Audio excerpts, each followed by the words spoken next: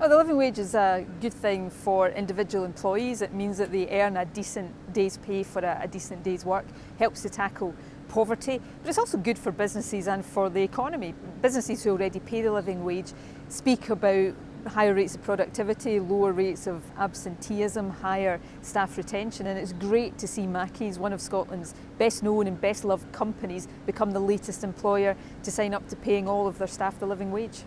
Well, Mackie's, we're an ice cream manufacturer. We're based on a farm in Aberdeenshire, so we employ about 70 people here. We make 10 million litres of ice cream every year. We've got our own cows which supply the milk. We've got our own wind turbines that supplies all the power, and we're really trying to build a highly motivated and highly skilled workforce. And I don't think you can achieve that if you don't pay the living wage. If you stick with the minimum wage, you're going to get a lot of staff turnover.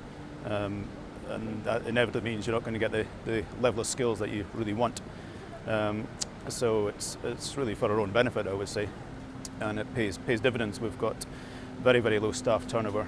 Our average tenure is actually 12 years, which I think is fairly high for a food company. And we do have a lot of people who are very, very good at their jobs, know all the ins and outs of the company. It's a win-win. You know, it definitely benefits staff because they get a fair day's pay for a fair day's work, and it helps parents, for example, provide a better standard of living for their children. But there's no doubt it's good for the economy as well, and that's at the heart of the whole approach we're taking to economic growth. Good workplace practices, including the living wage, are good for individuals, but they also help to make our economy more productive and more sustainable as well. Well, so other companies should really be looking at the benefits and not just the cost. I think in the long run it is a good business decision.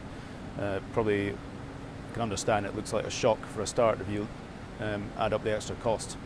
But then if you work out what you might gain in extra productivity, less staff turnover, training that is paid off because people have stayed there and put their training to good use, then you'll find that I think for most people it's a justifiable cost.